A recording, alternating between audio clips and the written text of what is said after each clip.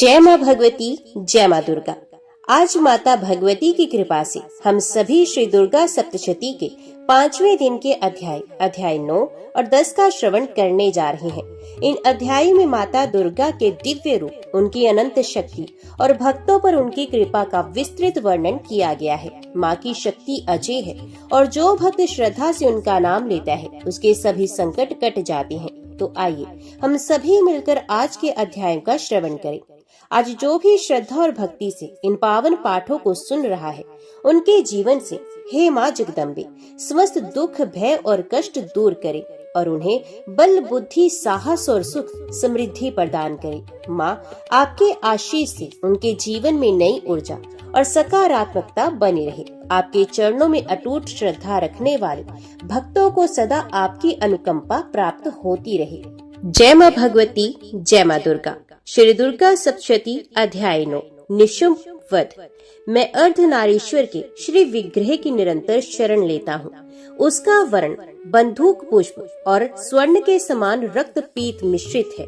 वे अपनी भुजाओं में सुंदर अक्षमाला, पाश, अंकुश और वर्ण मुद्रा धारण करता है। अर्धचंद्र उसका आभूषण है तथा वे 3 नेत्रों से सुशोभित है। राजा ने कहा, भगवान आपने रक्त बीज के वध से संबंध रखने वाला देवी चरित्र का ये अद्भुत महात्म्य मुझे बताया। अब रक्त बीज के मारे जाने पर अत्यंत क्रोध में भरे हुए शुंभ और निशुंभ ने जो क्रम किया उसे मैं सुनना चाहता हूँ। ऋषि कहते हैं, हे राजन, युद्ध में रक्त बीज तथा अन्य दैत्यों के मारे जाने पर शुंभ और निशुंभ के क्रोध की सीमा न रही। अपनी विशाल सेना इस प्रकार मारी जाती देख निशुंभ अमर्ष में भरकर देवी की ओर दौड़ा। उसके साथ असुरों की प्रधान सेना थी। उसके आगे पीछे तथा पार्श्व भाग में बड़े बड़े असुर थे जो क्रोध में ओठ चबाते हुए देवी को मार डालने के लिए आए थे। महापराक्रमी शुंभ भी अपनी सेना के साथ मातृगणों से युद्ध करके क्रोधवश चंडिका को मारने के लिए आ पहुंचा। तब देवी के साथ शुंभ और निशुंभ का घोर संग्राम छिड़ गया। वे दोनों दैत्य मेघों की भांति बाणों की भयंकर वृष्टि कर रहे थे। उन दोनों के चलाए हुए बाणों को चंडिका ने अपने बाण के समूह से तुरंत काट डाला और शस्त्र समूहों की वर्षा करके उन दोनों दैत्य पतियों के अंगों में भी चोट पहुंचाई। निशुंभ ने तीखी तलवार और चमकती हुई ढाल लेकर देवी के श्रेष्ठ वाहन सिंह के मस्तक पर प्रहार किया। अपने वाहन को चोट पहुंचने पर देवी ने शुभ नामक बाण से निशुंभ की शेष तलवार तुरंत ही काट डाली और उसकी ढाल को भी, जिसमें 8 चांद जड़े थे, खंड खंड कर दिया। ढाल और तलवार के कट जाने पर उस असुर ने शक्ति चलाई, किंतु सामने आने पर देवी ने चक्र से उसके भी 2 टुकड़े कर दिए। अब तो निशुंभ क्रोध से जल उठा और उस दानव ने देवी को मारने के लिए शूल उठाया, किंतु देवी ने समीप आने पर उसे भी मुक्के से मारकर चूर्ण कर दिया। तब उसने गदा घुमाकर चंडी के ऊपर चलाई, परंतु वे भी देवी के त्रिशूल से कटकर भस्म हो गई। तदंतर दैत्यराज निशुंभ को फरसा हाथ में लेकर आते देख देवी ने बाण समूहों से घायल कर धरती पर सुला दिया। उस भयंकर पराक्रमी भाई निशुंभ के धराशायी हो जाने पर शुंभ को बड़ा क्रोध हुआ और अंबिका का वध करने के लिए वही आगे बढ़ा। रथ पर बैठे बैठे ही उत्तम आयुधों से सुशोभित अपनी बड़ी बड़ी 8 अनुपम भुजाओं से समूचे आकाश को ढककर वे अद्भुत शोभा पाने लगा।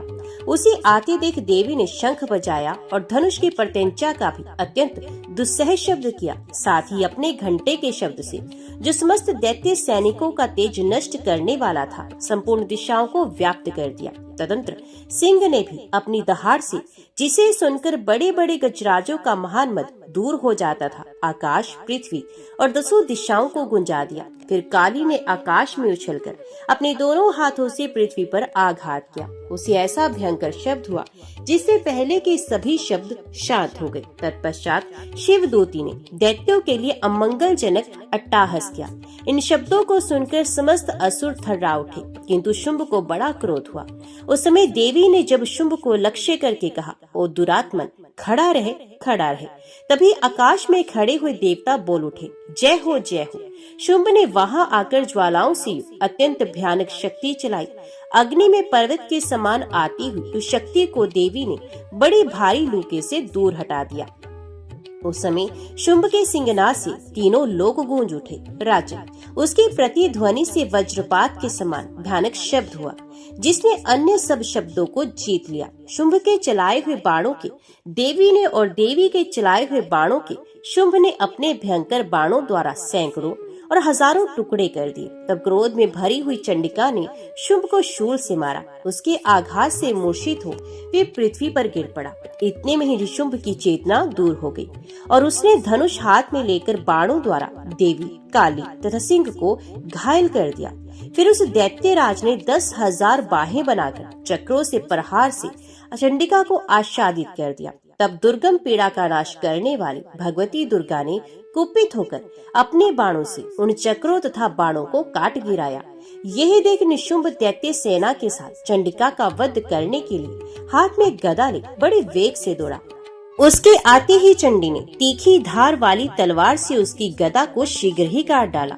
तब उसने शूल हाथ में लिया। देवताओं को पीड़ा देने वाले निशुंभ को शूल हाथ में लिए आते देख चंडिका ने वेग से चलाए हुए अपने शूल से उसकी छाती छेद डाली। शूल से विदीर्ण हो जाने पर उसकी छाती से एक दूसरा महाबली एवं महापराक्रमी पुरुष खड़ी रह करता हुआ बाहर निकला।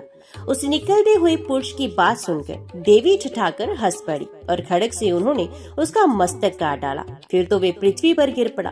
तदंतर सिंह अपनी दाढ़ों से असुरों के गर्दन कुचलकर खाने लगा। ये बड़ा भयंकर दृश्य था। उधर काली तथा शिव दूती ने भी अन्यान्य दैत्यों का भक्षण आरंभ किया। कौमारी की शक्ति से विदीर्ण होकर कितने ही महादैत्य नष्ट हो गए। ब्राह्मणी के मंत्र पूत जल से निस्तेज होकर कितने ही भाग खड़े हुए। कितने ही दैत्य माहेश्वरी के त्रिशूल से छिन्न भिन्न हो धराशायी हो गए। वाराही के थुथुन के आघात से कितनों का पृथ्वी पर कचुम्बर निकल पड़ा। वैष्णवी ने भी अपने चक्र से दानवों के टुकड़े टुकड़े कर दिए। इंद्री के हाथ से छूटे हुए वज्र से भी कितने ही प्राणों से हाथ धो बैठे।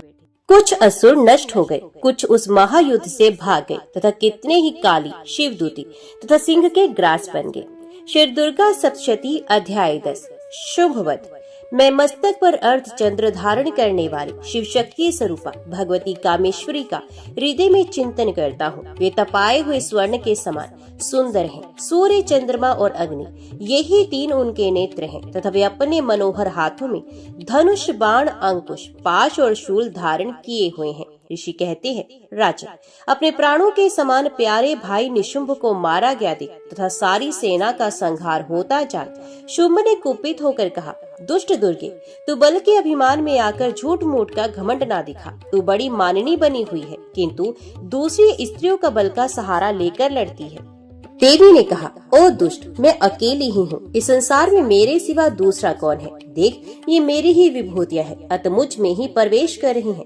तदंतर ब्राह्मणी आदि समस्त देवियाँ अंबिका देवी के शरीर में लीन हो गई। उस समय केवल अंबिका देवी ही शेष रह गई। देवी ने कहा, मैं अपनी ऐश्वर्य शक्ति से अनेक रूपों में यहाँ उपस्थित हुई थी। उन सब रूपों को मैंने समेट लिया। अब अकेली ही युद्ध में खड़ी हूँ, तुम भी स्थिर हो जाओ।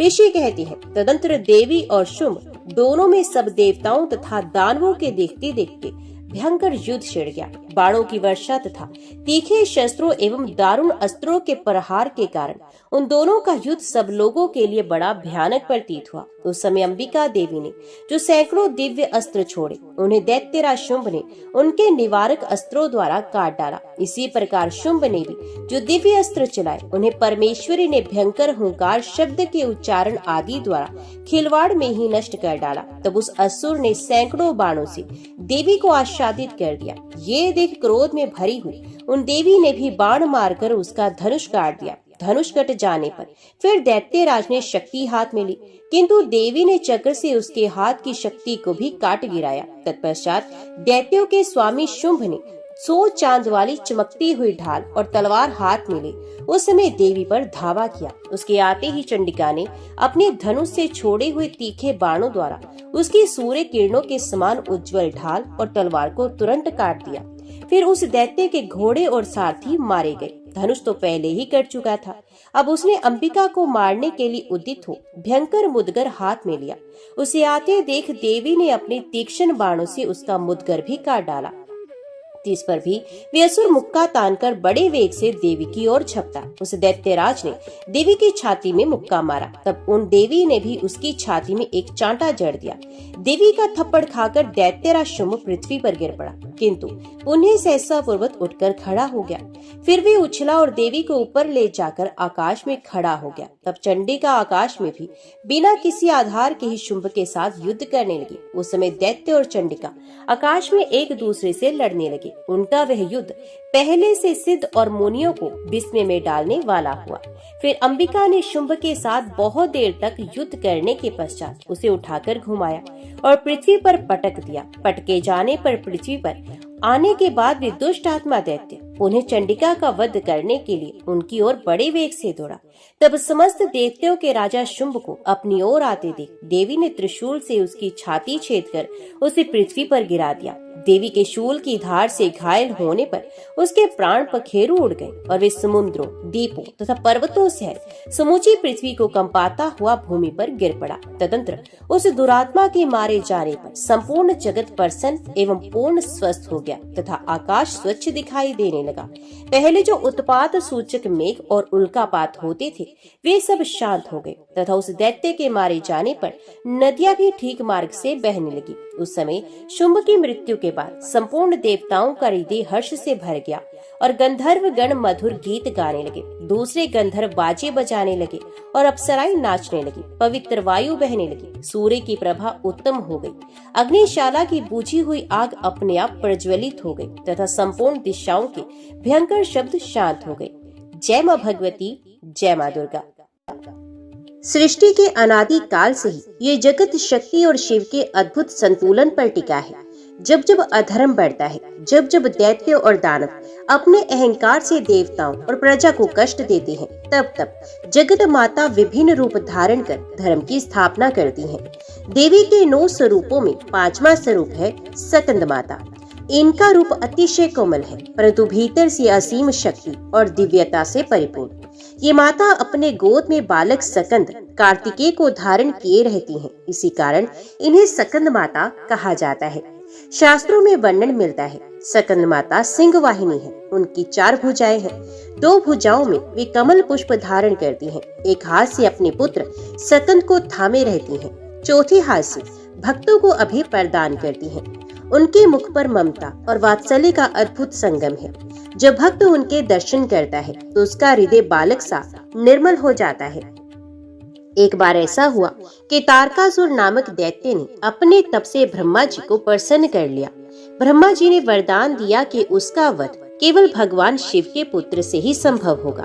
तारकासुर ने इस वरदान का दुरुपयोग किया और संपूर्ण त्रिलोक में उत्पात मचाना शुरू कर दिया। देवता भयभीत होकर ब्रह्मा, विष्णु और महेश के पास पहुँचे।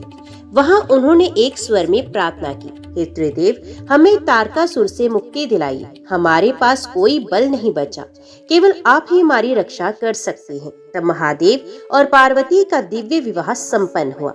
देवताओं को विश्वास हुआ कि अब तारकासुर के वध का उपाय निकलेगा, क्योंकि अब शीघ्र ही शिवपुत्र का जन्म होगा जो देवताओं की रक्षा करेगा। देवताओं ने पर्वतराज हिमालय की पुत्री पार्वती की आराधना की और उनसे आशीर्वाद मांगा।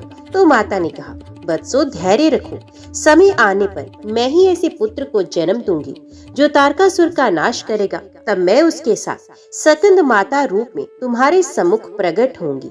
समय बीता। पार्वती ने बालक सकंद को जन्म दिया। उसके जन्म के साथ ही संपूर्ण त्रिलोक में हर्ष छा गया। देवताओं के हृदय में एक नया उत्साह उत्पन्न हुआ। पार्वती ने अपने पुत्र को हृदय से लगाकर कहा, वत्स, तू केवल मेरा ही पुत्र नहीं बल्कि समस्त संसार की रक्षा के लिए जन्मा है। तू देवताओं का सेनापति बनेगा। यहीं से माता को सकंद माता के रूप में जाना जाने लगा। यद्यपि वे स्नेह से पुत्र का पालन करती थी, परंतु भीतर से उनका स्वरूप अत्यंत शक्तिशाली था।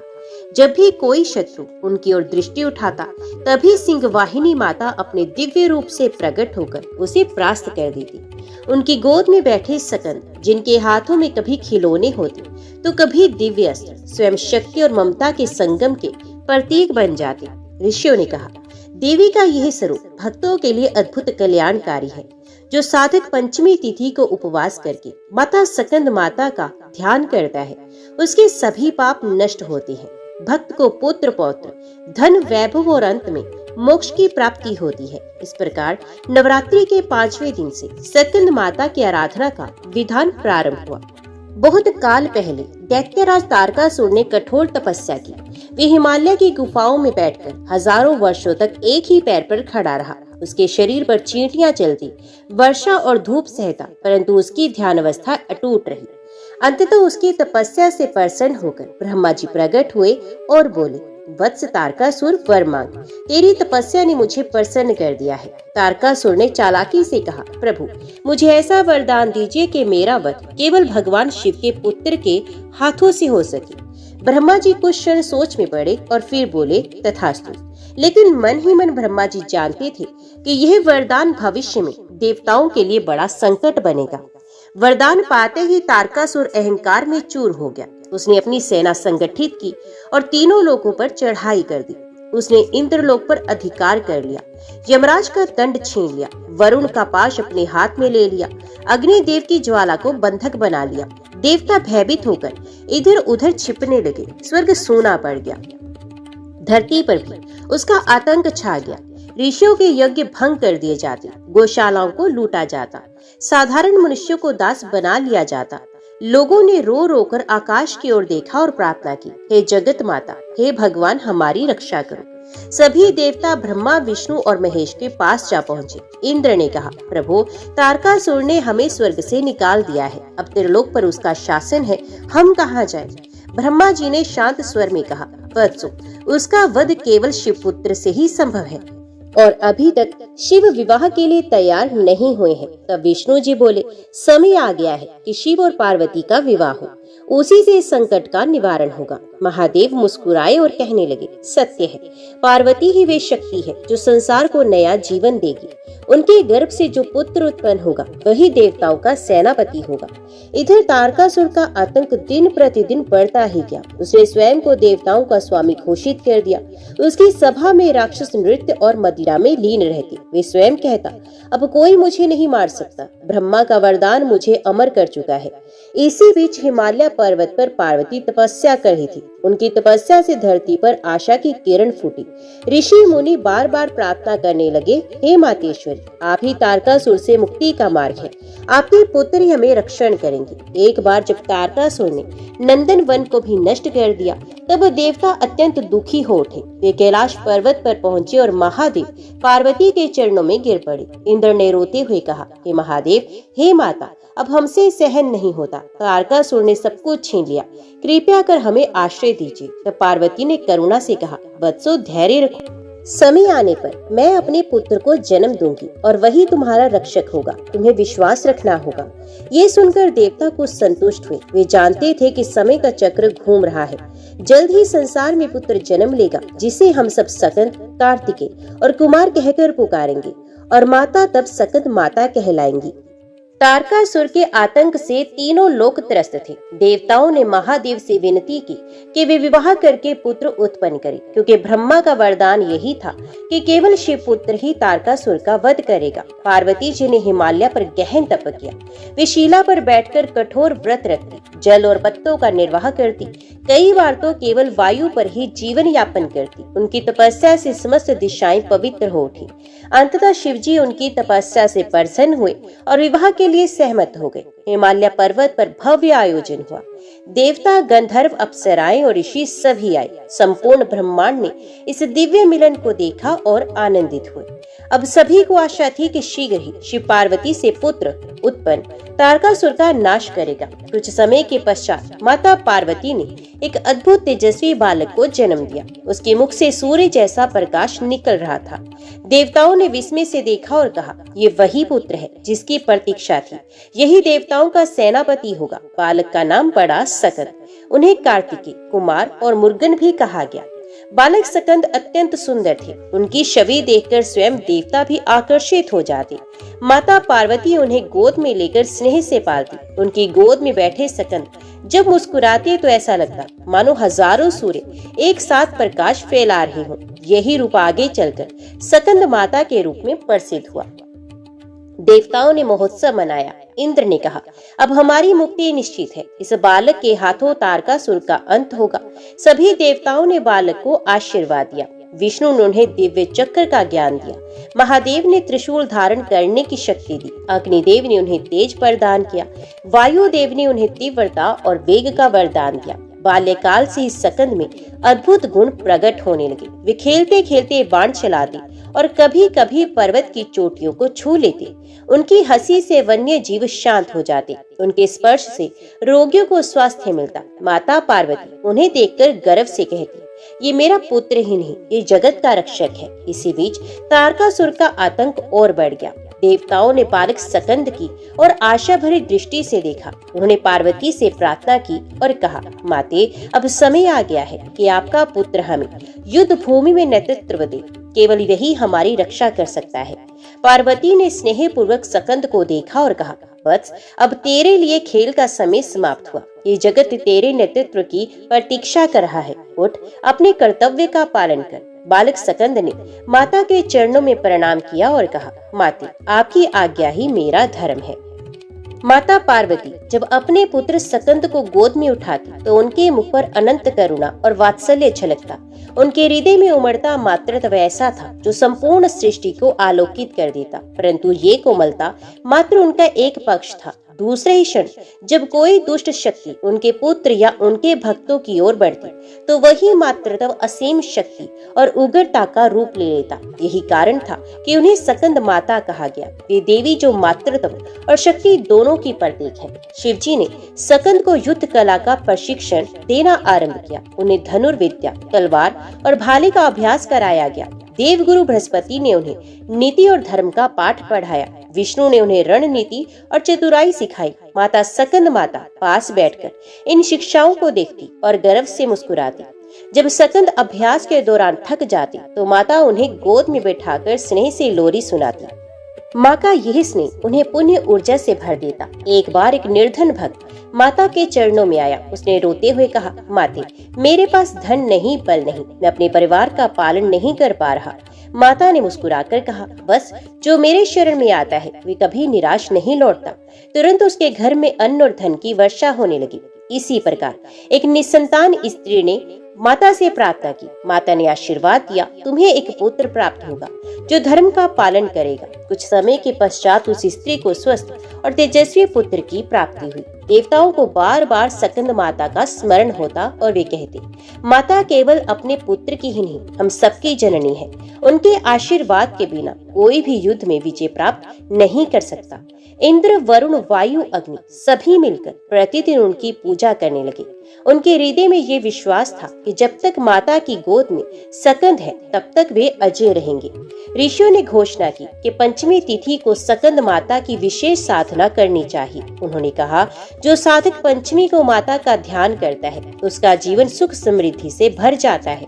वे न केवल सांसारिक सुख पाता है बल्कि अंत में मोक्ष की प्राप्ति भी करता है। लोगों ने नवरात्र में माता की आराधना शुरू की। माता के मंदिरों में दीपक जलाए गए। स्त्रियों ने व्रत रखा और बच्चों ने माता के भजन गाए। ये परंपरा आज तक चल रही है। एक दिन बालक सकंद ने माता से कहा, माते, आप मुझे इतना स्नेह देती हैं, परंतु जब मैं युद्ध भूमि में जाऊंगा तब आप अकेली रह जाएंगी, तब आपका क्या होगा? माता ने उसे गोद में बिठाया और कहा, वत्स, जब पुत्र धर्म के लिए युद्ध करता है तो माता अकेली नहीं होती। उस समय माता का हृदय संपूर्ण सृष्टि के साथ जुड़ा होता है। तू चिंता न कर, मैं तेरे साथ रहूंगी, चाहे युद्ध भूमि हो या तपस्थली। जब जब सकंद युद्ध की तैयारी करते, माता उनके मस्तक पर हाथ रखकर आशीर्वाद देती, विजय भव। तेरा प्रत्येक कदम धर्म की रक्षा के लिए हो। तेरा प्रत्येक अस्त्र अधर्म का नाश करे। तू सदा अपने भक्तों का रक्षक बने। माता के इन शब्दों से सकंद के भीतर असाधारण बल और साहस जागृत हो उठता। जब सकंद युवा हो चुके तो देवताओं ने उन्हें सेनापति नियुक्त किया। इंद्र ने घोषणा की, आज से कुमार सकंद हमारी सेना के नायक होंगे। उनके नेतृत्व में हम तारकासुर का सामना करेंगे। सभी देवता हर्ष उल्लास से जय जयकार करने लगे। जय सकंद माता, जय देव सेनापति सकंद। माता ने अपने पुत्र के कंधे पर हाथ रखकर कहा, वत्स, आज वे क्षण आ गया है जिसके लिए तू जन्मा है। जा अधर्म का नाश कर। सकंद ने देव सेना को संगठित किया। इंद्र अपने वज्र के साथ खड़े हुए, वरुण अपने पाश के साथ, अग्नि अग्निबाण लिए, वायु अपने वेग से सहायता के लिए तत्पर। स्वर्ग की समस्त शक्तियां एकत्रित हुई। धरती के ऋषि मुनि यज्ञ कर आशीर्वाद देने लगे। तारकासुर ने जब सुना कि देवता एकत्रित हो गए हैं और उनके सेनापति सकंद बने हैं, तो वे हंस पड़ा। ये बालक मेरा क्या बिगाड़ लेगा, मैं उसे खेल खेल में परास्त कर दूंगा। उसने अपनी असुर सेना को संगठित किया।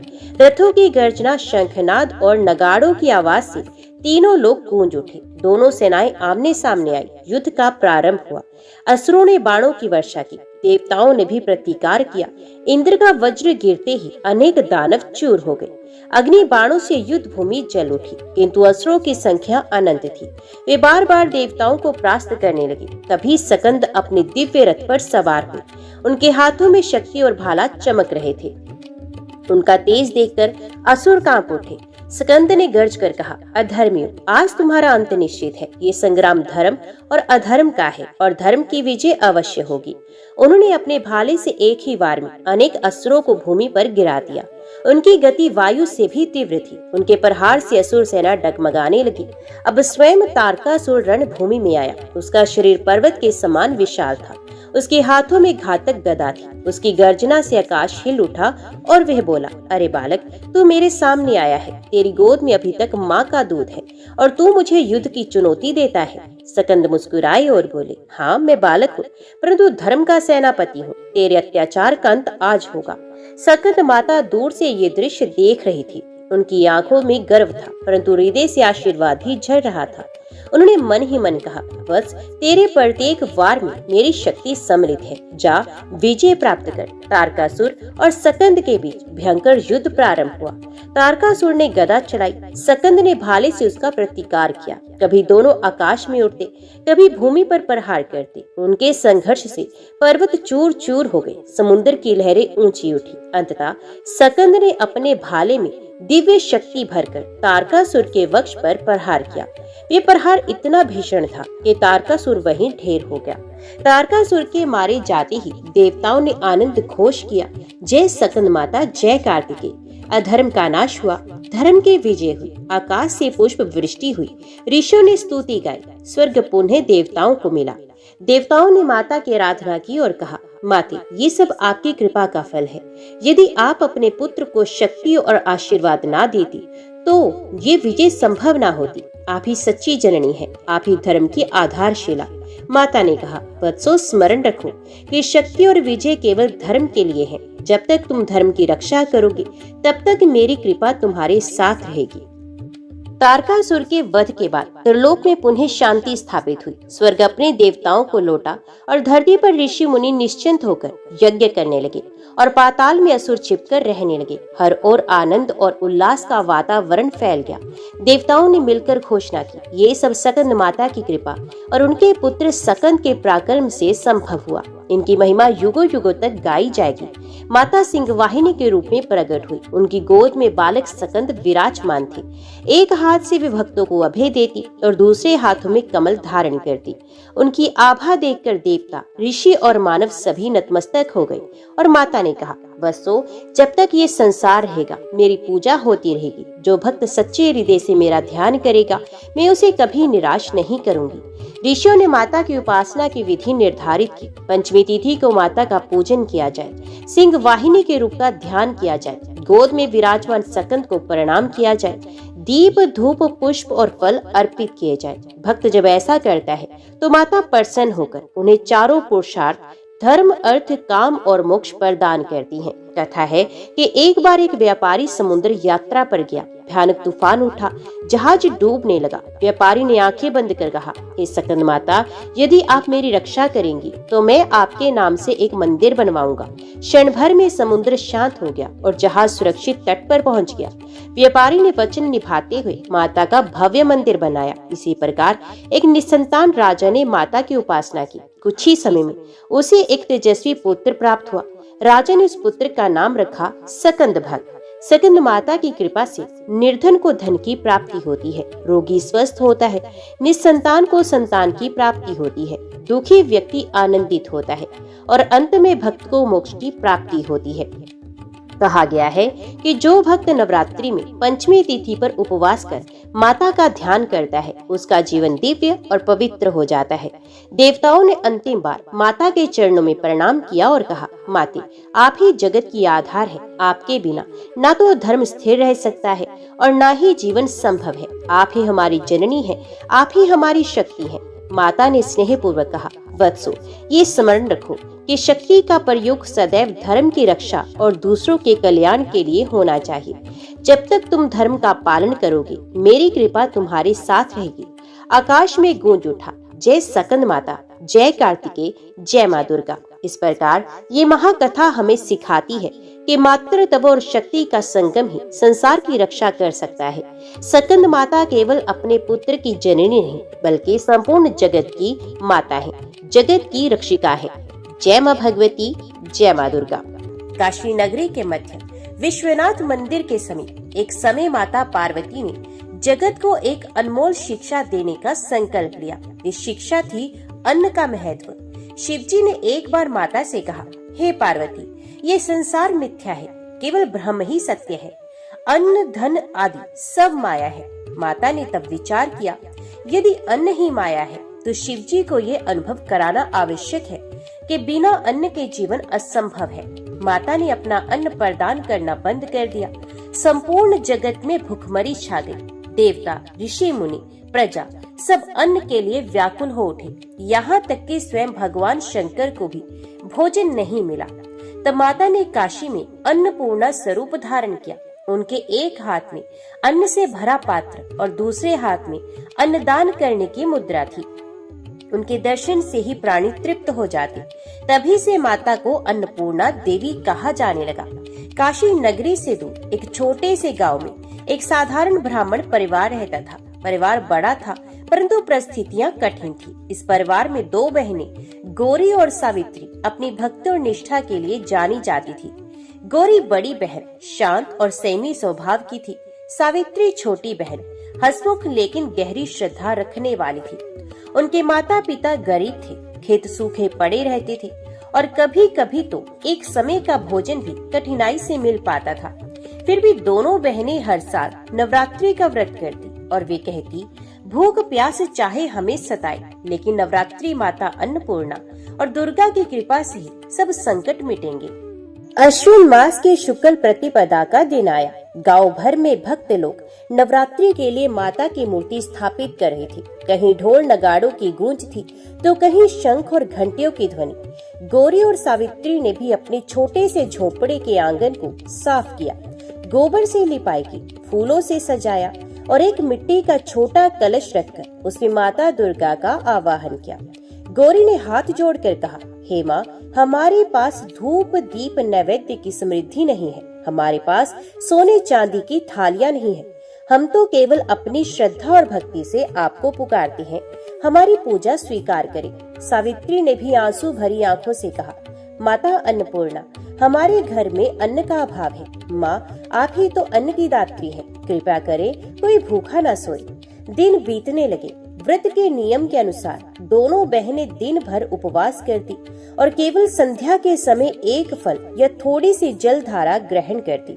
लेकिन उनके घर की स्थिति इतनी कठिन थी कि कभी कभी एक फल भी नसीब नहीं होता। गांव के लोग भी जानते थे कि यह परिवार दरिद्र है। कुछ लोग ताना देते, अरे इनके पास तो खाने को अन्न नहीं, फिर व्रत का क्या करेंगे। लेकिन बहनें धैर्य से उत्तर देती, हमारे पास श्रद्धा है और श्रद्धा ही सबसे बड़ा अर्पण है। गांव में उस समय अकाल की छाया थी। खेतों में धान और गेहूं की बालियां सूख चुकी थी। तालाबों का जल भी कम हो चुका था। लोग परेशान थे। ऐसे समय में दोनों बहनों का नवरात्रि व्रत करना सबको अचंभित करता। कुछ लोग कहते, यही तो भक्ति है, जब अभाव हो और तब भी माँ की पूजा हो, तभी सच्ची उपासना सिद्ध होती है। अष्टमी के दिन जब बहनों ने अखंड दीपक जलाया और भजन गाए, तब उनका हृदय भाव विवल हो उठा। गौरी ने प्रार्थना की, हे मां अन्नपूर्णा, जब स्वयं भगवान शिव भी आपके अन्न पर आश्रित हैं, तब हम तो तुच्छ जीव हैं, हमें अपनी कृपा दृष्टि दे। सावित्री ने आंसू बहाते हुए कहा, माँ, हमें भूखा सहना स्वीकार है, परंतु हम ये नहीं सह सकते कि कोई अतिथि हमारे द्वार से भूखा लौटे। माँ, हमारे घर में अन्न का भंडार दो। उनकी आंखें मूंदी थी, लेकिन उनसे ऐसा लग रहा था जैसे आंगन में सुगंध फैल रही हो, जैसे कोई अदृश्य शक्ति पास आकर आशीर्वाद दे रही हो। अष्टमी का दिन आया। ये नवरात्रि का सबसे महत्वपूर्ण दिन माना जाता है। सुबह से ही दोनों बहनों ने स्नान कर शुद्ध वस्त्र धारण किए। घर में थोड़ी सी मिट्टी की वेदी बनाई, जिस पर माता दुर्गा और अन्नपूर्णा का आवाहन किया। गौरी ने ध्यान में डूबकर मंत्र जपा। सावित्री ने भी आंचल फैलाकर माँ से कहा, माँ, भिक्षा दीजिए। ये भिक्षा केवल अन्न की ना हो, करुणा और कृपा की भी हो। उस दिन घर में कुछ भी नहीं था। भूखे पेट उन्होंने माता की आरती की। आंसू से गाए भजन उनके हृदय की सच्चाई को प्रकट कर रहे थे। नवमी के दिन गांव में कन्या पूजन की परंपरा थी। सब घरों में छोटी छोटी कन्याओं को बुलाकर भोजन कराया जा रहा था। गौरी और सावित्री सोच में पड़ गई, हमारे घर में तो एक कोर अन्न भी नहीं, हम कन्याओं को क्या खिलाएंगे। तभी अचानक दो छोटी कन्याएं उनके द्वार पर आई। उनके चेहरे दिव्य आभा से चमक रहे थे। उन्होंने कहा, क्या हमें भोजन मिलेगा? दोनों बहनें घबरा गई। सावित्री ने कहा, बहनों, हमारे पास भोजन ही नहीं, लेकिन यदि तुम प्रसन्न हो तो हम तुम्हें अपने हाथों से फूल और जल अर्पित कर सकते हैं। गौरी ने आगे बढ़कर दोनों कन्याओं के चरण पखारे और उनका स्वागत किया। उस समय उनके मन में केवल यही भाव था, कन्या में ही माँ का रूप होता है। अन्न हो या ना हो, सेवा का भाव ही सर्वोपरि है। जैसे ही उन्होंने कन्याओं को आसन दिया, अचानक पूरा आंगन सुगंध से भर गया। जहाँ पहले खाली मिट्टी के बर्तन रखे थे, वहाँ अब सुगंधित अन्न से भरे भंडार प्रकट हो गए। चावल, गेहूं, दाल, घी और तरह तरह के फल, सब कुछ अलौकिक रूप से वहाँ मौजूद था। दोनों कन्याएं मुस्कुराई। धीरे धीरे उनका रूप बदलने लगा। वे कोई और नहीं, स्वयं माता अन्नपूर्णा और माता दुर्गा थी। माता अन्नपूर्णा ने कहा, बेटियों, तुमने अन्न ना होते हुए भी कन्याओं का सत्कार किया। यही सच्ची भक्ति है। अन्न का मूल्य वही जानता है जिसके पास अन्न ना हो, और जिसने भूख में भी दूसरों का सम्मान किया, वही मेरे हृदय का प्रिय है। माता दुर्गा ने आशीर्वाद दिया, अब तुम्हारे घर से कभी अन्न का अभाव नहीं होगा। तुम्हारे कुल में समृद्धि और संतोष बना रहेगा। दोनों बहनें भाव विवल होकर माता के चरणों में गिर पड़ी। उनकी आंखों से केवल आनंद और भक्ति के आंसू बह रहे थे। जब गौरी और सावित्री के घर अचानक अन्न से भरे भंडार दिखाई दिए, तो आस पड़ोस के लोग दौड़े चले आए। जो झोपड़ी पहले हमेशा सोनी और निर्धनता का प्रतीक थी, वहाँ से अब सुगंधित पकवानों की खुशबू आने लगी। गांव की महिलाएं कहने लगी, ये कैसे संभव हुआ? अभी तक इनके पास एक दाना भी नहीं था, और अब भरे हुए कलश और सोने जैसी चमकती थालियां। कुछ लोग ये देखकर दंग रह गए और वे समझ गए, यह कोई साधारण घटना नहीं है, ये तो माता अन्नपूर्णा का चमत्कार है। गौरी और सावित्री ने उस दिन कन्याओं का पूजन किया। उन्होंने अन्न से भरे पात्र से 9 कन्याओं को भोजन कराया। स्वयं भी पहली बार तृप्त होकर भोजन किया। उनके माता पिता की आंखों में आंसू आ गए। पिता ने कहा, बेटियों, आज तुम्हारी भक्ति ने हमारे कुल का उद्धार कर दिया। जो लोग हमें ताना देते थे, आज वही माँ के चमत्कार के साक्षी बन गए। अब घर में कभी अन्न की कमी नहीं रही। गौरी और सावित्री का परिवार सुख समृद्धि से भर गया, लेकिन उन्होंने कभी अभिमान नहीं किया। वे हमेशा कहते, ये सब माता अन्नपूर्णा और नवरात्रि व्रत की कृपा है, हम तो केवल साधन मात्र हैं। गांव में ये समाचार फैल गया। लोग बड़ी संख्या में उस परिवार से मिलने आने लगे। सभी पूछते थे, बहनों, तुम्हें ये कृपा कैसे प्राप्त हुई? गौरी मुस्कुराकर कहती, माता अन्नपूर्णा किसी को भूखा नहीं रखती, बस श्रद्धा और निष्ठा चाहिए। नवरात्रि का व्रत चाहे अन्न के बिना भी करो, लेकिन भक्ति के बिना ना हो। सावित्री हाथ जोड़कर कहती, हमने माँ को केवल प्रार्थना की थी कि हमारे घर का अतिथि भूखा न लौटे। माँ ने हमारी विनती सुनी और भंडार भरे। इसके बाद गांव के हर घर में नवरात्रि का व्रत बड़ी श्रद्धा से मनाया जाने लगा। लोग समझ गए कि व्रत केवल पूजा पाठ नहीं, बल्कि विश्वास, सेवा और करुणा का नाम है। गौरी और सावित्री की कथा दूर दूर तक फैल गई। जब ये समाचार काशी पहुंचा, तो वहाँ के साधु संत और श्रद्धालु भक्तजन कहने लगे, ये तो वही चमत्कार है जो हमने शास्त्रों में पढ़ा है। माता अन्नपूर्णा स्वयं प्रकट होकर अपने भक्तों की रक्षा करती हैं। काशी के विश्वनाथ मंदिर के निकट अन्नपूर्णा देवी का मंदिर पहले से ही विद्यमान था। भक्त वहां जाकर प्रार्थना करने लगे, माँ, जैसे आपने उन बहनों के घर में अन्न की वर्षा की, वैसे ही हमारे जीवन में भी संतोष और तृप्ति भर दो।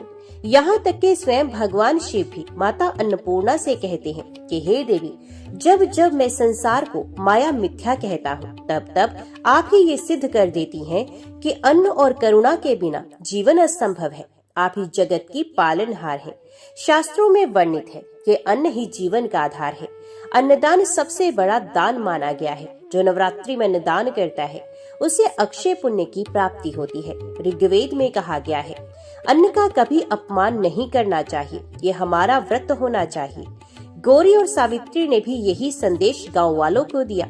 नवरात्रि में चाहे साधन हो या ना हो, पर किसी भूखे को अन्न अवश्य दो। यही माता अन्नपूर्णा की सच्ची पूजा है। नवरात्रि के 9 दिन पूरे होने के बाद दशहरा आया। उस दिन गांव में उत्सव मनाया गया। लोग झांकी निकालकर माता अन्नपूर्णा और दुर्गा की जय जयकार कर रहे थे। गौरी और सावित्री ने भी पूरे गांव के लोगों को भोजन कराया। ये उनके जीवन का सबसे बड़ा आनंद था। माता अन्नपूर्णा ने आकाशवाणी से आशीर्वचन किया, जो भी नवरात्रि का व्रत श्रद्धा और निष्ठा से करेगा, उसके जीवन से अन्न और संतोष का कभी अभाव नहीं होगा। जो भूखों को तृप्त करेगा, वे साक्षात मेरा प्रिय भक्त कहलाएगा। गांव के सभी लोगों ने हाथ जोड़कर कहा, जय माता दी, जय अन्नपूर्णा माता की। गौरी और सावित्री ने जब नवरात्रि का व्रत किया, तब उन्होंने नियमों के अनुसार प्रतिपदा से नवमी तक 9 रूपों की पूजा की। हर दिन की आराधना उनके जीवन में नई प्रेरणा लेकर आती थी। प्रतिपदा माता शैलपुत्री। पहले दिन दोनों बहनों ने माता शैलपुत्री की पूजा की। उन्होंने मिट्टी के छोटे से दीपक में घी डाला और माता का स्मरण किया। गौरी ने कहा, माँ शैलपुत्री, आप पर्वतराज की पुत्री हैं। जैसे आप धैर्य और शक्ति की मूर्ति हैं, वैसे ही हमें भी कठिनाइयों को सहने की शक्ति दे। उस दिन उनके घर में भोजन नहीं था, लेकिन पड़ोस की एक वृद्धा ने उन्हें 1 मुट्ठी चावल दिए। उन्होंने वही चावल पकाकर माता को भोग लगाया। द्वितीया माता ब्रह्मचारिणी।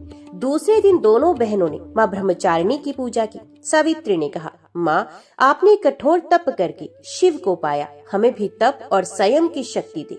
उस दिन उन्होंने केवल जल और तुलसी पत्र से माता की आराधना की। तृतीया माता चंद्रघंटा।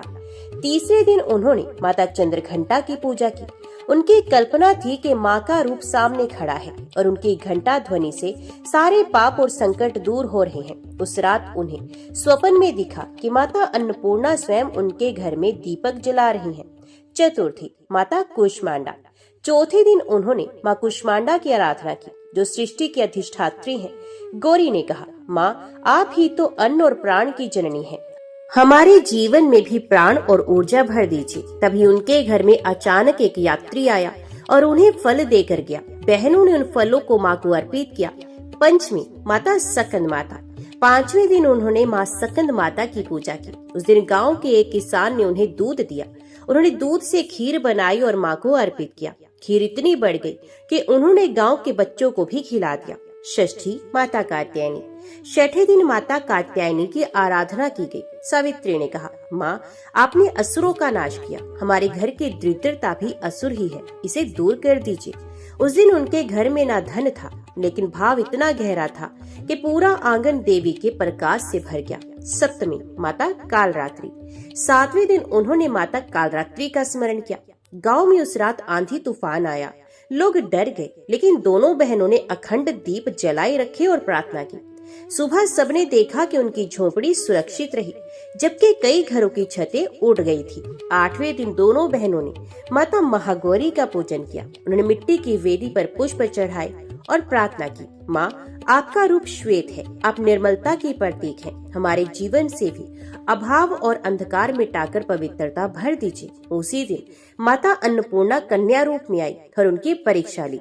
ये प्रसंग हम पहले सुन चुके हैं। नवमी को उन्होंने माता सिद्धिदात्री की पूजा की। दोनों बहनों ने माता से प्रार्थना की कि माँ, हमें केवल एक ही सिद्धि चाहिए, सेवा की सिद्धि, करुणा की सिद्धि। और तभी माता अन्नपूर्णा ने उन्हें अन्न से भरे भंडार देकर ये सिद्ध किया कि सच्ची भक्ति से सब सिद्धियां मिल जाती हैं। इन 9 दिनों की साधना में दोनों बहनों ने अनुभव किया कि हर देवी का रूप अंततः अन्नपूर्णा ही है। शैलपुत्री ने धैर्य दिया जिससे वे भूख सह सकी। ब्रह्मचारिणी ने तप दिया जिससे उन्होंने नियम निभाए। चंद्रघंटा ने भय दूर किया। कुष्मांडा ने ऊर्जा दी। सकंद माता ने पोषण दिया। कात्यायनी ने दरिद्रता रूपी दानव को नष्ट किया। कालरात्रि ने संकट से रक्षा की। महागौरी ने शुद्धि दी। सिद्धिदात्री ने अन्नपूर्णा का प्रत्यक्ष आशीर्वाद दिया। जय मां भगवती, जय मां दुर्गा।